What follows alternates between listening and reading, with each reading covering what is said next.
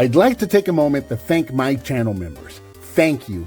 It's continued support like yours that keeps this channel growing. And if you haven't already, please consider joining today. Hello and welcome, I'm Bert the Stormtrooper, and today we're going to be taking a look at the Transformers Legacy United Beast Wars Second Universe Tasmanian Kid, and I love this toy. Released in 2024, this figure is brand new and on store shelves right now as of the time of this recording. It is a, what do we call this, a basic class, legends class? I don't even know what they call these things anymore. It's a little tiny one. It retails for approximately $10. And I absolutely love that they're pulling figures in United from all of the different Transformers universe. The fact that they're pulling from Beast Wars Second, which was a Japanese only show, that blows my mind, because I am actually a big fan of the Japanese Beast Wars Second series. That was a really cool series with a lot of really cool toys, and we got a lot of them here in the US back in the Beast Wars days. They were usually recolored and give them different names, but we got a lot of those toys here as well. So it's very exciting to see Tasmanian Kid, which was kind of like your main character. This guy was your avatar, if you will. This was the guy that was taking you along for the adventure. He was the one that was narrating the story and taking you with him. Something very cool that they would do at the show, typically at the end of the show, sometimes in the beginning, but usually Tasmanian Kid would chime in and tell you, here's what's happening, here's what we're going to do next time, here's where we're going to go, that kind of a thing. He was a big fan of Convoy, Optimus Prime, so he's kind of like your cheater, if you will, of that series. That was this guy right here, Tasmanian Kid. So that's the background on the character, if you weren't aware. Here is the box that he comes in. I love the artwork of the Tasmanian Devil up there. You got Legacy United logo, open box, so you can see he comes packaged in robot mode, but I like to always start in my alternate modes. Beast Wars Second Universe, Tasmania Kid, instead of Tasmanian Kid. That's interesting. They did change that. Core Class, that's what these are called now. So that's a Core Class figure. A lot of cool artwork there on the side. 40 years of Transformers. And then along the back, you got product shots of Tasmania Kid, both in his Tasmanian Devil and in his robot mode. 20 steps for transformation. That's about it for the box. You also get a sheet of instructions. 20 steps for a little figure like this is actually very, very impressive. So let's come down a little bit. Let's take a closer look at Tasmania Kid. He is approximately 4.5 inches long from tail to snoot, and about 2 inches tall to the top of the head right there, going all the way around. He looks really, really good. I absolutely love the way he looks. It's a really cool updated look to his original version. Not a lot of robot cable showing. You do see his robot chest there, so that's a little bit of a cheat right there, but other than that, he looks pretty good. The gappiness, sometimes I can transform him and he's perfectly seamless, and sometimes I get gaps, and I haven't quite figured out why. What am I doing different from one time I transform him to the next? I really don't know, but you saw me just fix that gap there, but like this gap here, sometimes I don't get that. So this is not a fault of the figure. This is 100% a fault on me. Just I haven't quite figured out something. I'm doing something different when I transform this guy, and I just don't know what that may be. Right here, I forgot to tab those in. There you go. The legs are tabbed in back there. Very cool. Articulation wise here in beast mode, not a whole lot. His front legs can move forward and backward some. And then you got a little articulation at the mid leg there on the rear. And then you also have a ball joint here at the little paw right there. But other than that, not a whole lot of articulation in this mode. Very typical of Beast Formers, really. For comparison, here he is with the original Tasmanian Kid. Now, this is the US version, so this was sold here as Snarl. The Japanese version was a little darker. You notice how you got a little bit of a darker brown here. Imagine this color on him. That was the Japanese version. Other than that, pretty much the same figure. So I got Snarl here to be my fill-in for Tasmanian Kid. So I always refer to him as Tasmanian Kid. I never refer to him as Snarl. I actually had to look him up for this review to see what he was called here in the U.S. Because I didn't care. I don't care what they call him in the U.S. This is Tasmanian Kid in my collection, and that's that. So there you go. So you can see what the two of them look like together. There you go. Just one last shot there together, so you can see what the two of them look like together. Transformation for Tasmanian Kid. So we're going to start right here with the front legs, and we're just going to push these back straight like that. We're going to take the tail, we're going to pull it out. It's really cool that the tail plugs into the back. That's very reminiscent of the original tail weapon that the original toy had. And we'll just pull that off, just set it off to the side. The hind legs right back there. If you push the legs forward, you're going to see there's a little tab right there.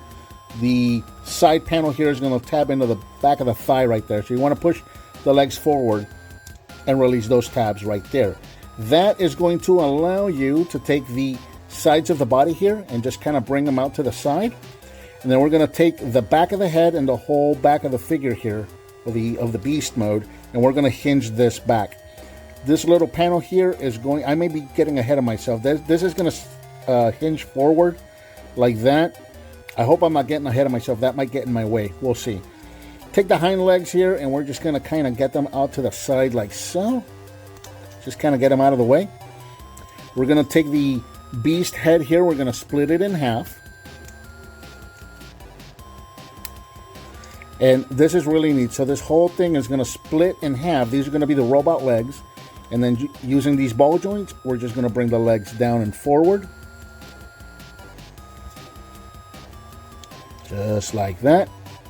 Take the beast head, open up the jaw, and then move the head forward. And the jaw is going to hinge all the way back to be heel support. So again, we bring the head forward to form the toe, and the jaw all the way back to form the heel support. There's your legs done. The beast hind, well, take the head first, bring the head forward and turn it around. Now the beast's hind legs, these are going to hinge up on these hinges here in the mid body. So this is going to come all the way up, and then that's going to tab in to those little slots there and there with that little tab right there. So bring this around and then just bring this up, and that's going to soft tab right there. Bring the arm around and the wrist around to give them some arm articulation. Same thing on this one. We're going to bring it up, and we're just going to soft tab it right there. Bring the arm down and just kind of straighten everything out. And then finally we can bring this forward. Bring this up a little bit. That tab is going to go into that slot right there. Now we can bring that down and just straighten them out. And there we've got Tasmanian Kid in his robot mode. Here in robot mode, Tasmanian Kid stands up approximately 3.5 inches tall. And I absolutely love the way this looks. He looks exactly like his original toy looked, which is almost exactly like his character looked in the show. Very cool. The head's a little different, just not by much. They actually got this head a lot closer to the original animation that the original toy did. So that's actually pretty cool. Going all the way around. He does have a little bit of a backpack, but that's actually cartoon accurate. That's, you know, a lot of these Beast Wars, their cartoon characters actually had part of the beast hanging off their back. So that's actually accurate, and it's not terrible. It's not very big. It's actually good. It looks really, really good. Coming in closer, you can see the head. There you go. Articulation-wise, the head is on a ball joint. You can turn it side to side. You can go back and forth just a little bit. And you've got what I like to consider the classic Beast Wars articulation, which was very revolutionary for the time. Shoulders on ball joints, elbows on ball joints, wrists on ball joints, hips on ball joints, knees on ball joints, and then the oh my goodness, the ankles are on ball joints, so you can turn them and you can go back and forth on them a little bit. I was not expecting ball joints on the ankles. That is awesome. Now you do have his weapon, and so for the weapon, what we're going to do here is we're actually going to turn the arm and we're going to plug the weapon in right there. So he actually holds his weapon is kind of on the side of the arm. It's a little Megatron-esque, if you will. It's very similar to the way the weapon mounted with the original figure. There are little holes on his hands, but I don't think, no, that won't work. You can use this one. I guess you can hold it like this and use that to beat somebody over the head with it, I guess. It doesn't really, I wouldn't say that would work as a sword. I don't think so. But I guess you could pretend so. But yeah, no, this is going to really just kind of mount on the back of his arm, just like that. So he's got kind of that, kind of like a Megatron kind of a look going. I guess that's pretty cool. And this would be the little plug here. I guess we can pretend that's the barrel right there, which I believe is blast effect compatible. Let's test that theory. It sure is. So there you go. You got Tasmanian Kid with a very big blast coming out of that little weapon right there. Very, very cool. I like it. I dig it. Just like the original one, he cannot hold his weapon in his hands, but so, you know, it's not really something that I miss. So there you go. So you got that. For comparison, here he is with the original Tasmanian Kid, or, you know, the American release, which was Snarl, but he is Tasmanian Kid to me. So, yeah, that's going to happen. Let's try that again. For comparison, there he is next to the original G1, G1, original Tasmanian Kid. So you can see what the two of them look like together. Very cool figure. I was very pleased to find this. Very pleasantly surprised. I know that this is a bit of a deep cut, because in the US, this was not a thing. Snarl was not a thing. But in the Japanese show, he was like the main character. So if you're into Beast Wars, and if you're familiar with the Beast Wars second cartoon out of Japan, and a fan of it like me, this is awesome. It's so awesome that they put this out. This is a figure. This is a must-get figure. A bit, like I said, again, a bit of a deep cut. You kind of got to be familiar with the Japanese show to really kind of dig this as much as I do. For the casual fan, maybe not so much, but it is still a fantastic figure. A very cool toy. Amazing, very fun. The fact that this has 20 steps, this little thing has 20 steps, it's actually entertaining. He's been on my desk here for about 2 weeks. I've been fiddling with him for about 2 weeks. This is a very fun little figure.